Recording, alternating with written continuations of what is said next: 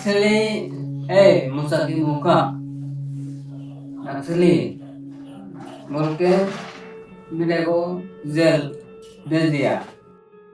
बीते 15 जुलाई को छत्तीसगढ़ के दंतेवाड़ा के एक एनआईए कोर्ट ने सुकमा नक्सली हमले के आरोपी 121 आदिवासियों को निर्दोष करार दिया।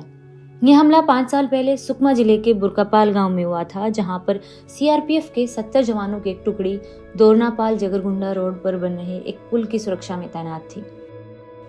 दोपहर के 12:30 से 2:30 बजे तक हुए इस नक्सली हमले में सीआरपीएफ के 25 जवान मारे गए।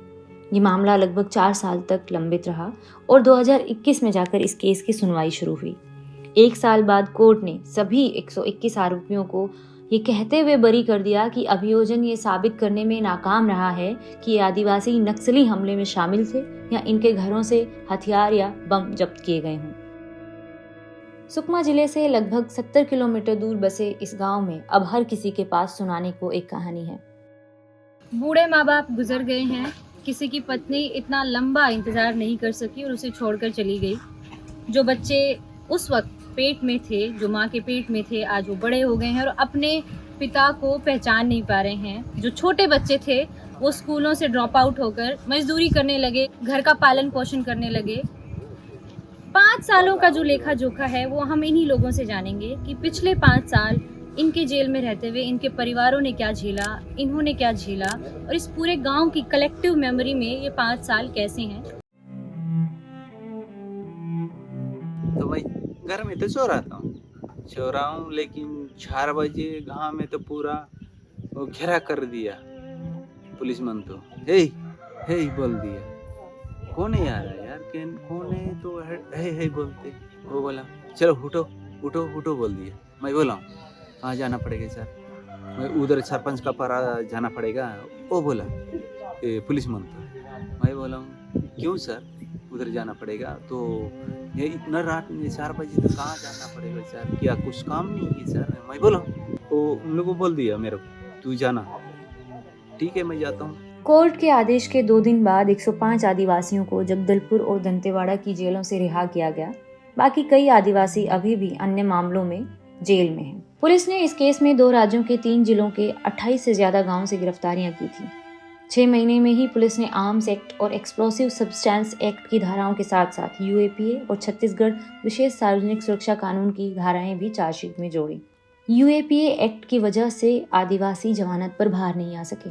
अकेले बुरकापाल में 40 से ज्यादा लोग कई अलग अलग तारीखों पर उठाए गए, लेकिन 10 जून 2017 को सुबह 4 बजे मास अरेस्टिंग हुई।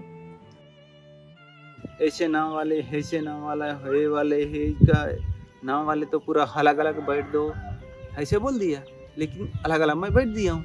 मैं वहाँ से कितना 40 आदमी मैं कैंप में गया था उन लोगों को बोल दिया अरे यार ये लोग वो पूछ पास नहीं किया हो, कुछ नहीं किए हो।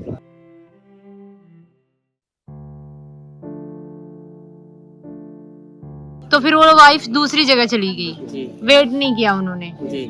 मिलने आई कभी आपको? नहीं मिले कभी। गई नहीं है, लेकिन डर गया, लेकिन वो तो बग गया, बोला आंध्रा का ये बोला था। दूसरे जगह जाके उनका बाल बच्चा भी बड़ा भाई भी मर गया, उसका पत्नी भी मर गया, छोटा बच्चा है मर गया, भाभी भी मर गई। वहाँ बैठ के मैं आया, भूल गया मैं ये गाँव नहीं बोल के।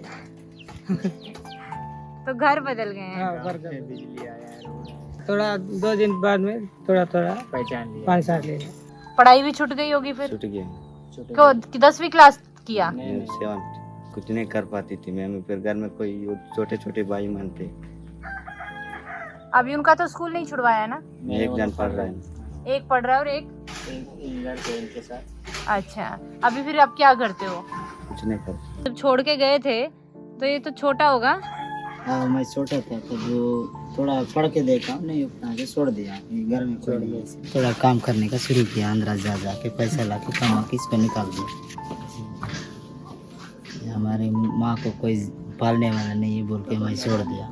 यार एक वर्ष पे इदास्तन वाला मन हाथ पे असम पैसा के बागु पाला यार बात यार कौन माने पैसा के नक्सली मुसाकी मुका नक्सली बोल के मेरे को जेल भेज दिया। सुकमा बेस्ड वकील बीचम पोंडी और उनके सहयोगी वकील भीमा पोडियामी ने आदिवासियों की तरफ से पैरवी की। भीमा पोडियामी का कहना है कि शेडी इन्वेस्टिगेशन, रिवेंजफुल अरेस्ट और पुलिस की लिपापोती यहाँ आम रवैया है।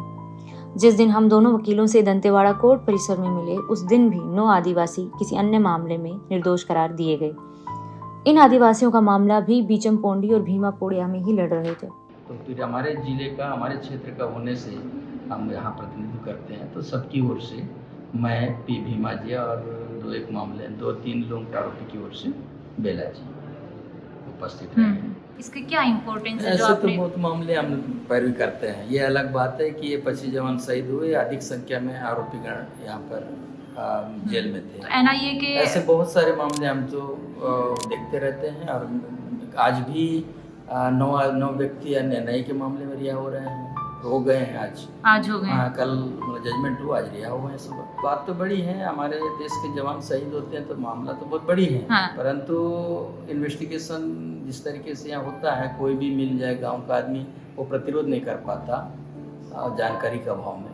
तो इस कारण से गांव का कोई भी व्यक्ति जो है एक्चुअली में और गिरफ्तार होकर जेल चला जाता है। 121 आदिवासी भले ही कोर्ट द्वारा निर्दोष करार दे दिए गए हों, लेकिन छत्तीसगढ़ पुलिस ने ये मामला अभी बंद नहीं किया है।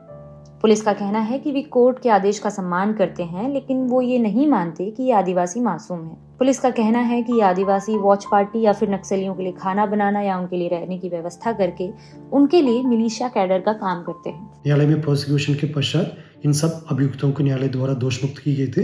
ये एक क्रिमिनल जस्टिस पार्ट का एक सिस्टम है, क्योंकि पुलिस के पास उपलब्ध साक्ष्य के आधार पर हमने किसी व्यक्ति को गिरफ्तार करके उनको न्यायालय में पेश किया गया। उनकी प्रोसिक्यूशन पश्चात यदि न्यायालय ने यदि ये निर्णय लिया उनके खिलाफ पर्याप्त एविडेंस नहीं थे, ये तो क्रिमिनल जस्टिस सिस्टम का एक पार्ट है, उस न्यायालय के आदेश का हम सम्मान करते हैं।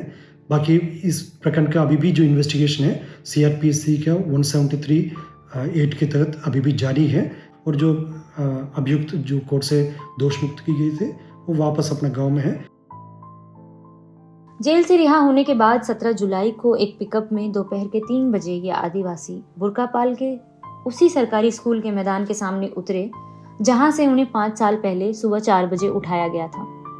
घंटों से बाट जो रहे परिवारों ने देसी मुर्गे और महुआ के साथ उनकी आज़ादी की खुशी मनाई।